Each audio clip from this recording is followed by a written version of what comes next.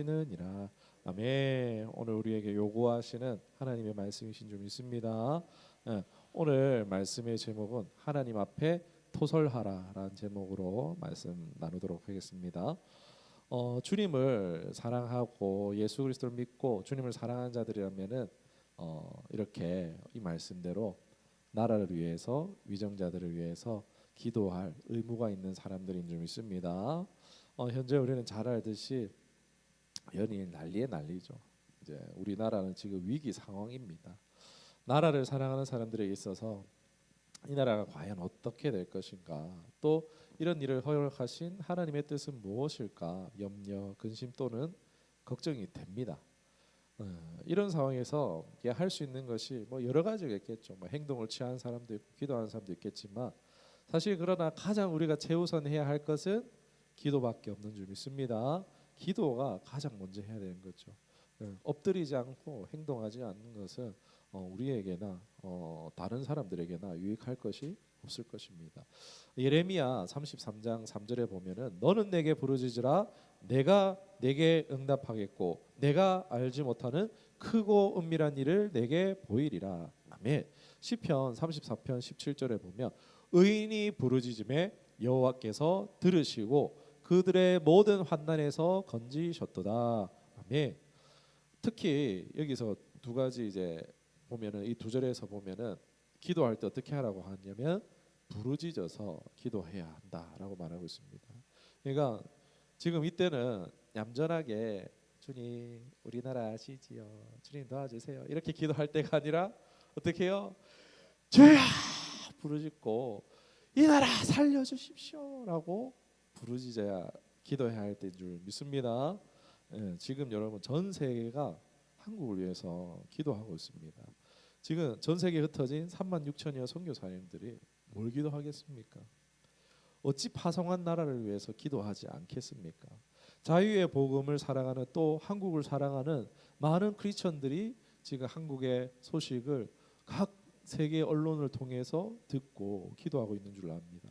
어쩌면 우리보다 더 걱정하고 있죠. 왜냐하면 잘 모르면 더 걱정할 수 있거든요.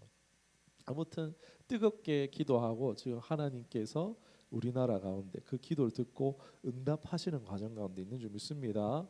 그런데 보면 이제 언론을 보면은 기사들을 보면 어떻습니까?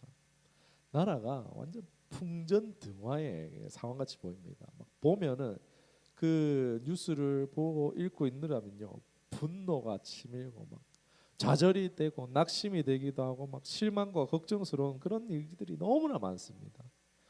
그래서 어떻죠? 나를 위해서 기도해야 함에도 불구하고 기도가 잘 안 되는 거예요. 기도가 안 되고 어떻죠? 막 그냥 막 상대방을 비방하고 싶은, 비난하고 싶은, 평가하고 판단하고 싶은 마음이 앞서죠. 분노를 쏟아내기 쉽다는 것입니다. 이건요 사실 쉬운 선택입니다. 그런데 이것은 우리 성도들에게 있어서 옳은 태도는 아니라는 거죠. 그렇게 해야 할 사람도 있어요. 그런데 우리가 가장 우선해야 되는 것은 기도입니다. 상대방을 적대시하고 또는 상대방을 이제 내 정치적인 이제 나의 이제 아군이 아니니까 상대방을 적군이고 상대방이 이제 악마화하는 이런 것은요 누가 원하는 것이겠습니까? 우리의 대적 원수가 우리나라 안에 일어나기를 원하는 분열의 상황이죠. 이 땅에 분노와 미움의 마음이 가득 차게 하는 사단의 전략이라는 것입니다. 이로 말미암아 어떻게 해요? 분열하고 비방하고 막 상대방을 저주하고 막 이런 상황들 속에서 그걸 통해서 어떻게 해요? 우리나라를 더 깊이 장악하고 더 깊이 잠식하는 사단의 계략임을 우리 성도들은 잊지 말아야겠죠. 다른 사람들은 그렇게 해도요. 성도는 그래서는 안 된다는 것입니다. 사단이 원하는 뜻대로 나를 내어줘서는 안 된다는 거죠. 그러면 하나님이 원하시는 것은 무엇이겠습니까? 모든 사람을 위하여서 기도하고 간구하고 감사하되 임금들과 높은 지위에 있는 모든 사람들을 위해서 하라. 이로써 우리가 경건과 단정함과 고요하고 평안한 생활을 할 수 있다는 거죠. 사실 그런데 막 유튜브 보고 막 그냥 제가 보려고 보는 게 아니고 막 뜨잖아요. 그냥 각 언론사들이 막 대표 뉴스로 다 뜨잖아요. 그거 그냥 한마디만 보는데도요, 빡 그냥 기도가 잘 안 돼요. 뭔가 궁금해갖고 한번 들었다가 더 막 화나고 막 이제 이 나라의 상황이 돌아가는 것을 보면서 마음은 급하고 답답하고 미움과 분노에 사로잡혀서 기도가 막힘을 경험했습니다. 뭐 여러분은 안 그러실 수 있어요. 네. 근데 우리가 만일 이럴 때에 기도가 막힐 때, 감정이 앞서서 기도가 막힐 때에 어떻게 해야 될까요? 오늘 사실 나라를 위해서 기도해야 되는 메시지도 있지만 이게 핵심이에요. 감정이 앞설 때 기도해야 되는데 기도가 안 될 때 우리는 어떻게 해야 하는가라는 부분입니다. 시편 62편 8절의 말씀이 백성들아 시시로 그를 의지하고 그의 앞에 뭐라고 말하면요, 마음을 토하라. 하나님은 우리의 피난처이시라. 셀라. 아멘. 백성들아 어떻게 해요? 하나님께 토해내라. 너희 감정을 하나님 앞에 쏟아내라 라는 이야기입니다. 숨기지 말고 다 꺼내내라는 거죠. 우리 마음이 어둠과 두려움에 틈타서 정하지 않으면요, 우리가 어떻게 기도할 수 있겠습니까? 나라 민족을 위한 기도가 되지 않겠죠. 그러니까 기도에 앞서서 우리에게 말하는 것은요, 먼저 하나님 앞에 이 감정을 쏟아내라는 것입니다. 토설하라는 것입니다. 그리고 나서 뭐 해야 되는 거죠? 부르짖으라는 것입니다. 그리할 때 하나님께서는 크고 은밀한 일을 우리에게 보이실 줄로 믿습니다. 그러니까 막 지금 막 긴장되고 막 촉박한 이런 상황들 속에서 막 슬픔과 우울과 좌절과 두려움과 분노 때문에 기도가 안 됐지만 이를 막 상대방을 향해서 막 쏘아붙이고 너는 왜 그렇게 생각하는데 너는 뭐 어떻다 뭐 저렇다 뭐 그게 아니고, 사람이 아니라 이 감정을 사람한테 쏟는 것이 아니라 하나님 앞에 토설할 때에 우리는 치유와 회복을 경험할 것입니다. 하나님을 향한 믿음이 회복되어지고 하나님의 계획, 하나님의 생각, 하나님의 마음이 그에게 부어질 줄로 믿습니다. 언론, 뉴스, 미디어를 눈으로 보지만 이를 통해서 우리의 머리 위에 뭐냐면요, 생각 위에 영적인 묶임이, 견고한 진이, 막힘이 생긴다는 것입니다. 영적으로 견고한 진이 우리를 둘러싸 버리고 이는 우리와 하나님을 막히게 하는 불통이 된다는 거죠. 하나님과 막히면 우리가 어떻게 됩니까? 영적 무기력을 경험하는 거죠. 기도가 안 되는 상태가 영적 무기력인 상태죠. 사랑하는 여러분, 우리가 기억해야 될 것이 있습니다. 우리의 감정은 강렬한 에너지라는 거예요. 그러니까 우리 여기 뭐 공사할 때 막 어떻게 하죠? 벽에 뭐 못 박을 때 그냥 박으면 안 박히니까 뭘로 한번 싹 뚫어줍니까? 드릴로 왱 하면은 그냥 시멘트 벽도 다다다다다다 하면서 해머 들여갖고 하면 따라라라 하면서 다 뚫리죠. 요즘 뭐 철도 샤시도 뭐 다 알루미늄 다 뚫어버리죠. 강력한 드릴, 이 드릴을 가지고 사람을 향해서 쏘면 어떻게 되겠습니까? 드릴을 가지고 사람을 푹 찌르면 어떻게 되겠습니까? 큰일 나죠. 큰일. 감정은요 드릴 같은 거예요. 이 드릴로 사람을 확 하면은 사람의 마음을 휘벼 파서 죽여버리는 거죠. 사람의 마음을 죽이는 것이 될 수 있습니다. 지금요 인터넷은요 이 감정이란 드릴을 가지고 막 서로를 막 찌르고 있습니다. 전쟁이라 하잖아요. 지금 언론 전쟁이라고 하잖아요. 지금 SNS 전쟁이라 하잖아요. 그러니까 이걸로 막 서로의 마음을 찌르고 상처 입히고 죽이는 일이 지금 막 일어나고 있는 거예요. 마귀는 이 분열에는요 하나님이 사랑하시는 나라가 그렇게 분열되기를 원하고 있다는 것입니다. 상대방 진영을 향해서 막 무너뜨리면요, 와 영웅이네, 잘했네, 와 내 진영 잘하네, 와 적 진영 막 무너졌네. 그게 아니라는 거예요. 즐거워할 일이 아니라는 거예요.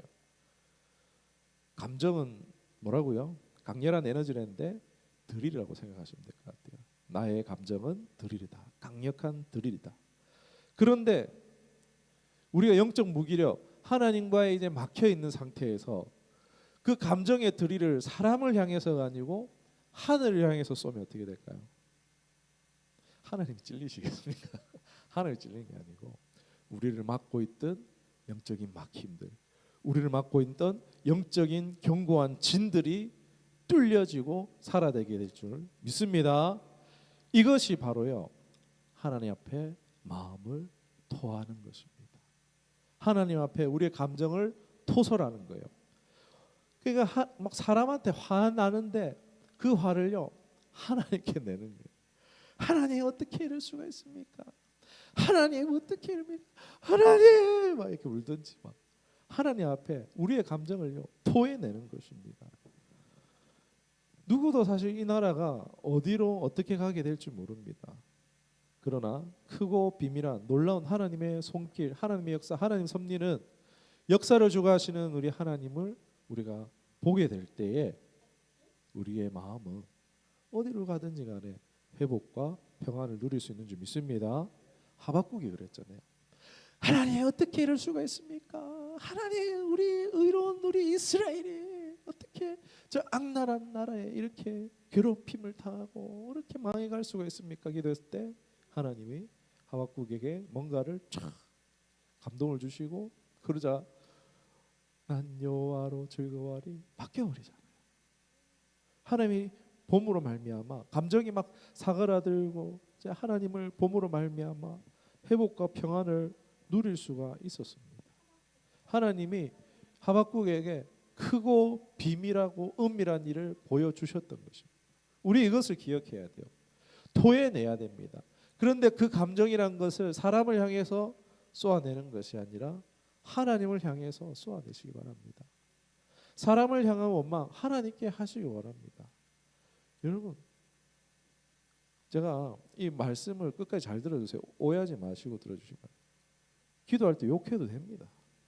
그런 걸로 우리를 벌하실 것 같으면요 우리 중심을 알죠. 머리로 생각하는 것도 다 하시는 분인데 마음으로 욕하고 있는 거 하나님 왜 모르시겠습니까? 그러면서 기도할 때는 욕 안 하고 성자인 것처럼 주님 이러고 있으면은 뭐라고 하시겠습니까? 가식 떨고 앉아있네 이러게 안 하겠습니까? 하나님이 우리가 욕하는 걸로 우리를 벌하셨을 것 같으면요 모든 인류가 끝났습니다. 시편 150편이잖아요. 그런데 그 중에요 40편 가량이 뭔지 아십니까? 저주시예요. 저주시, 탄식시. 하나님 앞에 원망, 불평하는 것은요 이게 과거에 믿음의 조상들도 했던 거예요. 다윗이 거의 다 그 시를 했어요. 자신이 죽을 위기에 처하면서 원수로 말미암아 도망하면서 지었던 시들이에요. 그런데 다윗이 하나님 앞에 원망하고 사람들을 저주해서 다윗이 망했습니까? 아니죠. 감정의 드릴을 사울에게나 감정의 드릴을 압살롬을 향했던 게 아니죠. 그 감정의 드릴을 하나님을 향해서 드렸어요. 그렇게 했을 때 하나님을 다윗의 신앙을 회복시켜 주셨어요. 사무엘하 16장 다윗이 아들 압살롬이 막 반역을 해갖고 막 부랴부랴 도망가고 있는 상황이에요. 그런데 시므이라는 사람이 나타나갖고 다윗 나쁜 놈아 네 이제 저주 받는 거다 네 망했다 이러면서 막 돌을 던지는 거예요. 그때 다윗의 태도와 무엇이었습니까? 부하가 왕이시여 내가 한 방에 썰어버리겠습니다 이러니까 어떻게 합니까? 사무엘 16장 12절에 이렇게 말합니다. 혹시 여호와께서 나의 원통함을 감찰하시리니 오늘 그 저주 때문에 여호와께서 손으로 내게 갚아 주시리라 하고 감정을 원통함을 하나님께만 올리는 거예요. 그래서 어떻게 됐습니까? 압살롬이 잘 먹고 떵떵거리고 잘 살았습니까? 아니면 다윗이 회복되어졌습니까? 다윗이 회복되어졌잖아요.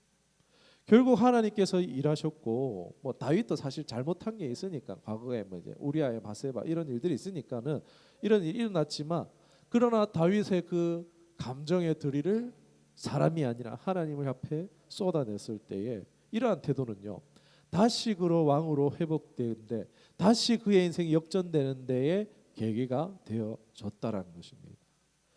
다윗은 하나님 앞에 저주했지만 후반절에 가면요 탄식 시들에 보면은 후반절에 가서 하나님 찬양하는 것을 볼 수 있어요. 하박국처럼요. 다윗의 삶이 얼마나 부당하고 억울한 일을 많이 당합니까? 정말 다윗처럼 산다면 미치지 않겠습니까? 왕이 될 거라고 그랬는데 계속 막 죽이려고 그래요. 왕은 안 되고 계속 죽이려고 그러고 자기 아들도 자기 죽이려고 그러고 막 배신하고 말 안 듣고 막 정말 그 감정을 참았던지 사람에게 쏟았다면 뭐 미쳤겠죠. 사울처럼. 그러나 다윗이 하나님 앞에 그것을 쏟아냈을 때에 미치지 않을 수 있었다는 것입니다. 오늘 세상이 정말 우리를 가만히 두지 않죠. 세상도 그렇고 사람도 나를 가만히 두지 않는 사람들이 있습니다. 이 감정을 참고 있으니까 미칠 것 같아요. 그런데 이것을 우리가 어떻게 해야 된다고요? 참는 것이 아니고 쏟아내야 된다는 거예요. 그걸 어디에요? 사람 앞에서요. 네, 주님, 내가 77번을 찾아와서 참았습니다. 이제 78번째입니다. 빡 해야 됩니까? 그건 자기 의죠. 아니요. 하나님 앞에 쏟아내야 된다. 골방에서 기도할 때 여러분 체면 차리지 말아야 돼요. 막 욕하고 상대방을 저주해도 됩니다. 거룩한 기도할 때 거룩한 척 할 필요가 없다는 거예요. 마틴 루터가 이런 말을 했습니다. 종교개혁자 마틴 루터가 하나님께 악인에 대한 저주의 기도는 오히려 찬양처럼 들릴 것이다 라고까지 얘기했어요. 악인을 저주하며 하나님께는 기분 좋은 소리로 들릴 수 있다는 거예요.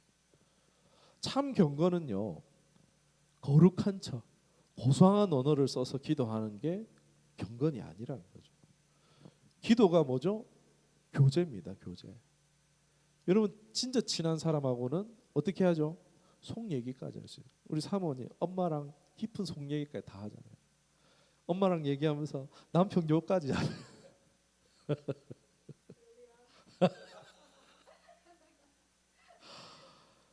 정말 이제 깊은 교제가 되는 사람은요, 속 얘기도 하고 남편 욕도 하고 다 되는 거예요. 교제는 이런 거예요. 우리의 마음을 진실성 있게 하나님 앞에 내가 진짜 미워 죽겠는데 내 사랑할게요, 축복할게요 아니라는 거예요. 마음을 진정성 있게 주님 앞에 다 쏟아내야 되는 거야. 악인의 실상을, 나를 괴롭히는 저 사람의 실상을 조목조목 다 고발해야 된다는 거예요. 죄인들에게 둘러싸였을 때 참는 게 아니라 하나님께 쏟아내면 하나님께서 보호하신 줄 믿습니다. 원수 갚는 것이 내게 있다고 합니다. 로마서 12장 19절에 내 사랑하는 자들아 너희가 친히 원수를 갚지 말고 하나님의 진노하심에 맡기라. 기록되었으되 원수 갚는 것이 내게 있으니 내가 갚으리라고 주께서 말씀하시니라. 아멘. 아까도 말씀드렸지만 시편에 나오는 저주시의 끝에 가면요, 끔찍한 저주를 막 불이 떨어지게 해주세요, 저 사람 죽게 해주세요, 막 이렇게까지 얘기해 놓고 끝에 이제 막 세네 절을 보면요 하나님 찬양하고 있어요. 토설하는 게 정상이에요. 우리의 기도는요 토설해야 돼요. 위선하는 기도 하나님 안 받으세요. 내 마음에 막 욕짓거리가 있는데 하나님이 고상한 말을 쓴다고 하나님이 받으시겠습니까? 안 받는다. 우리 안에 있는 저주, 슬픔, 탄식, 울음 우리 하나님께서 들으신 줄 믿습니다.